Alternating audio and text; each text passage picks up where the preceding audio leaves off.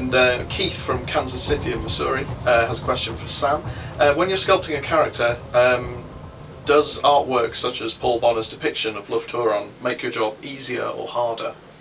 In this particular case, the artwork was done from the model that we actually designed ourselves. So yeah, I mean, it's a great piece of artwork as well. It's yeah, also great to see, but but it can work both ways at Forge World. So this is not, as it were. No, that's right. Sometimes we have a specific piece of artwork that we copy and sort of elaborate on.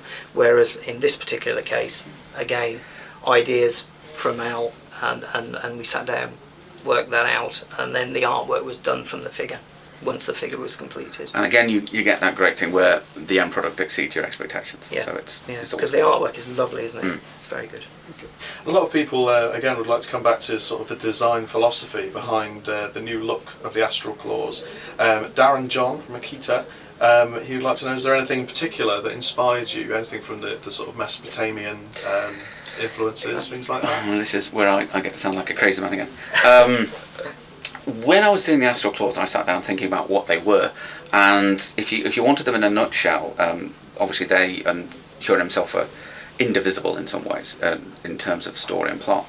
I wanted them as sort of an empire, sort of pocket empire of pride and martial power that eventually becomes an empire of paranoia and madness, and then of course falls in destruction.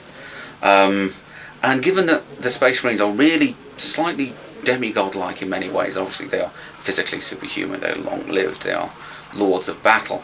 They're not just very good soldiers, they're different things, and they're mythical things. They're once sort of holy warriors and knightly orders, and different Space Marine chapters, even though they might be quite similar in terms of organisation and without being fully on the tabletop when you play them, obviously we have to have governing sets of rules that helps you to play fair and balanced games. But in terms of their mindset and the characters, they can be very different and very striking. And once I started thinking about the power and the paranoia and the sort of slightly sumptuous glory of them, if I can put it like that, I started thinking about classical and pre-classical influences. So sort of the lion's head and sort of the lapis blue, which is very sort of Babylon and Near East, and almost seeing Huron himself as almost as the king, almost a god king to the poor humans that he eventually ends up ruling.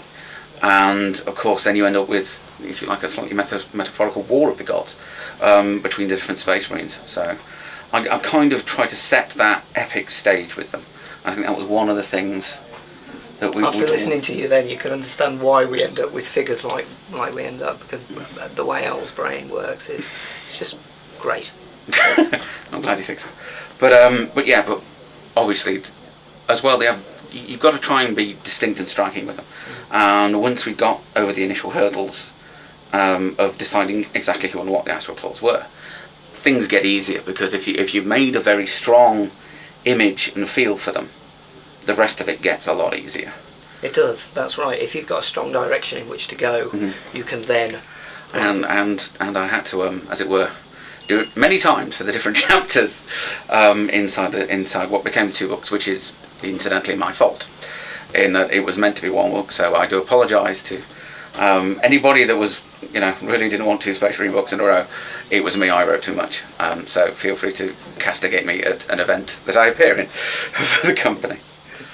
Okay, we've got a question from John in Reading, who'd like to know, Sam, when you're sculpting a character such as Severin Loth, do you prefer to have in-depth sort of reference material to work with, or do you prefer to have free rein to sort of take it on as you please?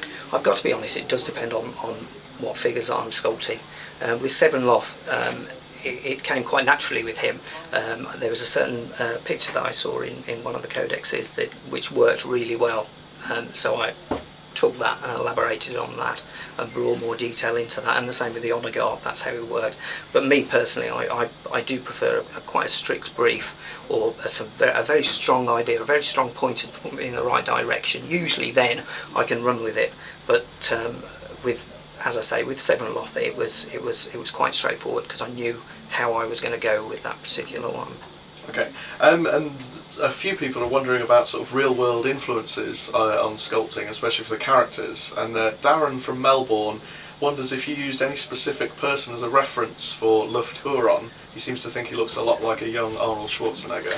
To be honest, no. It's usually how I work is I usually pick a picture of a face, just any face, and sort of start with the basics, and then build in the detail, and usually not trying to get how that picture is, but just getting a character from that face, and that's how I work it. Okay, and Alan, Dave from Nottingham would like to know, when writing scenarios such as those in the campaign for Badab War, do you try and make them even for both sides, or do you weight them in favour of the historical outcome? Well, a slightly disingenuous answer is both, more or less. Just to sort of backtrack there for a second, when coming to a book like Badab, or any Imperial Armour project of that size in general, you've got to ask yourself a certain set of questions when you're starting, and some of that's to do with games design as well as it is with the story. And very much from the start of Badab War, some of the questions I asked myself was, if I were the man just buying this in a shop, what would I want from this book? And as well as, hopefully a good and interesting story. Other things, like I would like to know quite a lot of detail about the Space Marine chapters in there, because Space Marines are cool, why wouldn't you want to know? So hence you get the big Space Marine chunky articles in there.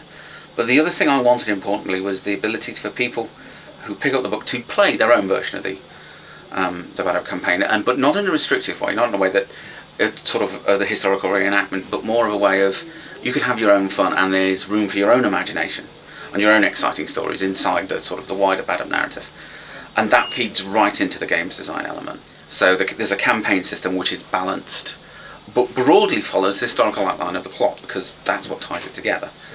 But in that you can have all sorts of games, very specifically designed to sort of weighted on points for winning, in essence. So things stay balanced very, very evenly. And this is a very long-winded answer, I apologise, but I'm getting there eventually.